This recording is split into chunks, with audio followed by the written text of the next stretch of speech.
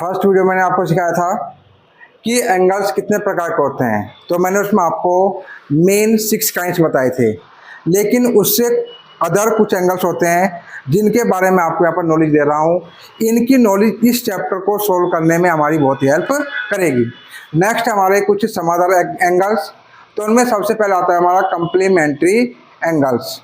If sum of two angles is 90 degree are called complementary angles. यदि दो angles का सम 90 degree होता है तो उन्हें हम क्या बोलते हैं? कॉम्प्लीमेंट्री एंगल्स बोलते हैं। एग्जाम्पल, ये हमारे दो एंगल्स हैं A B C and D. ये हमारा है 40 डिग्री और ये हमारा है 50 डिग्री। अगर हम इन दोनों को प्लस करके देख लेते हैं, अगर इनका सम 90 डिग्री आता है तो क्या होंगे? ये कॉम्प्लीमेंट्री एंगल होंगे। 40 प्लस 50 कितना आ गया हमारा? 90। अगर किन्हीं भी दो एंगल्स का सम 90 डिग्री होता है तो उसे हम क्या बोलते हैं? कॉम्प्लीमेंट्री एंगल्स बोलते हैं। उसके बाद आता है हमारा सप्लीमेंट्री एंगल्स या linear pair angles. If sum of two angles is 180 degree are called supplementary angles और लीनियर पेयर एंगल्स। यदि दो एंगल्स का सम 180 डिग्री हो जाता है तो उन्हें हम क्या बोलते हैं? सप्लीमेंट्री एंगल्स या फिर लीनियर पेयर एंगल्स कहते हैं। एग्जाम्पल, ये हमारे दो एंगल हैं ए ओ बी एंड सी। ये है आपका 70 डिग्री और ये है आपका 110 डिग्री। अब हम इन दोनों एंगल्स को प्लस करके देखते हैं। 110 प्लस 70 कितना आ गया? 0, 1 और 7 8, 1 कितना आ गया हमारा? 180 डिग्री। तो बेटा ये एंगल्स कैसे हुए? सप्लीमेंट्री एंगल्स हुए। Adjacent angles, if two angles have a common vertex and a common ray and their non-common rays are on different side of the common ray are called adjacent angles। यदि दो angles में जो vertex है वो उनका common है, उनमें एक रे कॉमन है और फिर जो अदर्स आर्म्स हैं वो कॉमन रे के एक ऊपर है और एक नीचे है, यानी कि अपोजिट डायरेक्शन में है, तो उसे हम क्या कहेंगे? एडजेसेंट एंगल्स कहेंगे। Example, A B C and D.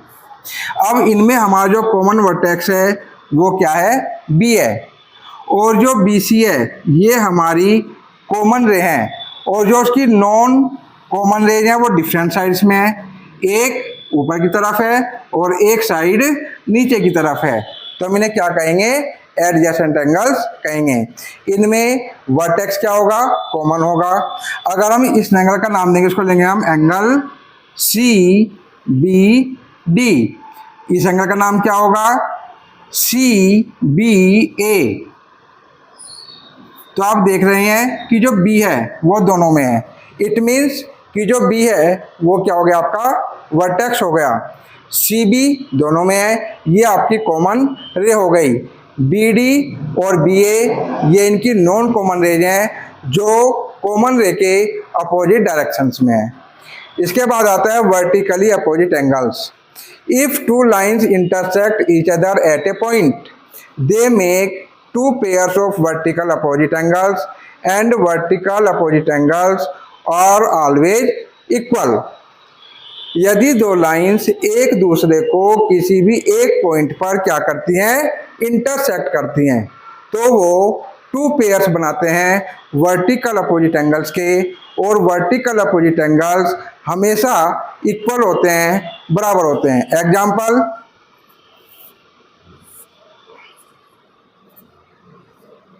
ये लाइन है हमारी M और ये लाइन है हमारी N, और ये एक दूसरे को कहाँ पर इंटरसेक्ट कर रहे हैं? O पर। This angle and this angle ये दोनों ही वर्टिकली अपोजिट एंगल्स हैं। This angle and this angle ये भी हमारे क्या है, वर्टिकली अपोजिट एंगल्स हैं। हम इनको नाम देते हैं 1 2 3 4। एंगल 1 हमेशा एंगल 3 के इक्वल होगा क्योंकि ये वर्टिकली अपोजिट एंगल्स हैं। एंगल 2 एंगल 4 के इक्वल होगा क्योंकि ये भी क्या हमारे वर्टिकली अपोजिट एंगल्स हैं। तो ये जानकारी हमारे लिए बहुत ही महत्वपूर्ण है। अगर हमने इन नोट्स को अच्छे तरीके से लर्न कर लिया, इनको नोट डाउन कर लिया और इनको सीख लिया, तो ये चैप्टर हमारे लिए बहुत ईजी होने वाला है। नेक्स्ट एंगल्स हैं हमारे corresponding angles, alternate interior angles on the same side of transversal line and vertically opposite angles. लेकिन हमारे ये एंगल्स कब बनते हैं, जब भी कोई इंटरसेक्टिंग लाइन या ट्रांसवर्सल लाइन दो पैरेलल लाइंस को क्या करती है, इंटरसेक्ट करती है, तो हमारे ये सभी एंगल्स क्रिएट होते हैं, ये सभी एंगल्स हमारे बन जाते हैं। तो सबसे पहले बात करते हैं हम कोरस्पॉन्डिंग एंगल्स। जो भी हमारे कोरस्पॉन्डिंग एंगल्स होते हैं वो हमेशा क्या होते हैं, इक्वल होते हैं। जब भी कोई ट्रांसवर्सल लाइन दो पैरेलल लाइंस को इंटरसेक्ट करती है तो वहाँ पर हमारे कुछ एंगल्स बनते हैं जिनका मैंने नाम दिया है 1 2 3 4 5 6 7 8। तो इनमें हमारे कोरस्पॉन्डिंग एंगल्स कौन कौन से हैं, 1 and 5, angle 1 and angle 5, angle 2 and angle 6, angle 3 and angle 7,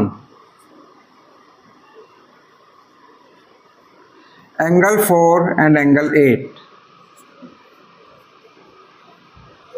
और ये हमेशा कैसे होते हैं, इक्वल होते हैं। सपोज कीजिएगा अगर ये एंगल 110 डिग्री का है तो हमारा एंगल 5 भी 110 डिग्री का होगा। अगर एंगल 270 डिग्री का है तो एंगल 6 भी कितने का होगा, 70 डिग्री का ही होगा। कोरस्पॉन्डिंग एंगल्स हमेशा कैसे होते हैं, इक्वल होते हैं। इसके बाद आता है अल्टरनेट इंटीरियर एंगल्स। इसके लिए मैं आपको शॉर्ट बता देता हूँ कि यदि कोई भी एंगल्स जेड बनाते हैं उल्टा या सीधा, तो जो ये एंगल्स बनते हैं इनको हम बोलते हैं अल्टरनेट इंटीरियर एंगल्स। और ये एंगल्स भी हमेशा कैसे होते हैं, इक्वल होते हैं। अब हम यहाँ पर देखते हैं कि अल्टरनेट इंटीरियर एंगल्स कौन कौन से हैं।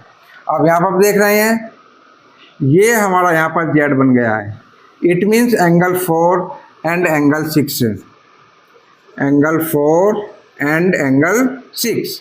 अब हम इस जेड को देखते हैं, हमारा ये जेड यहाँ पर फिर बन रहा है angle 3 and angle 5।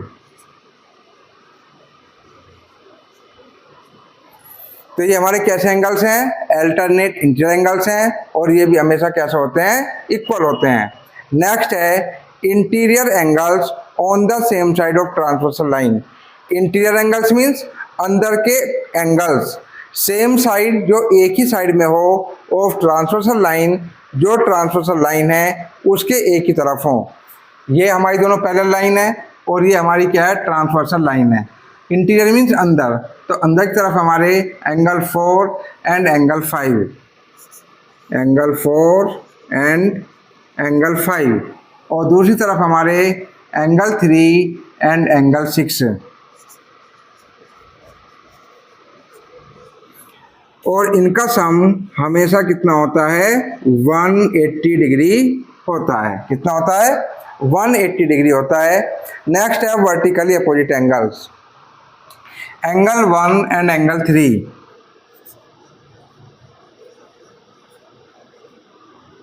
Angle 2 is equal to angle 4, angle 5 and angle 7,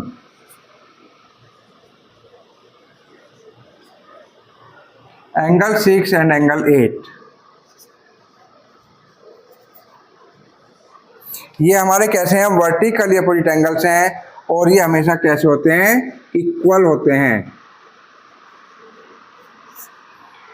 ये वो एंगल्स हैं जिनकी नॉलेज मस्ट है। अगर हमें इन एंगल्स की नॉलेज नहीं है या हम इन एंगल्स को आइडेंटिफाई नहीं कर पा रहे हैं, तो जो हमारी एक्सरसाइज है 6.2 वह एक्सरसाइज हमारे लिए बहुत ही टफ हो जाएगी। तो इसलिए इन सभी एंगल्स को आप नोट डाउन करेंगे, इनके नोट्स बनाएंगे और उन्हें अच्छे तरीके से लर्न करेंगे।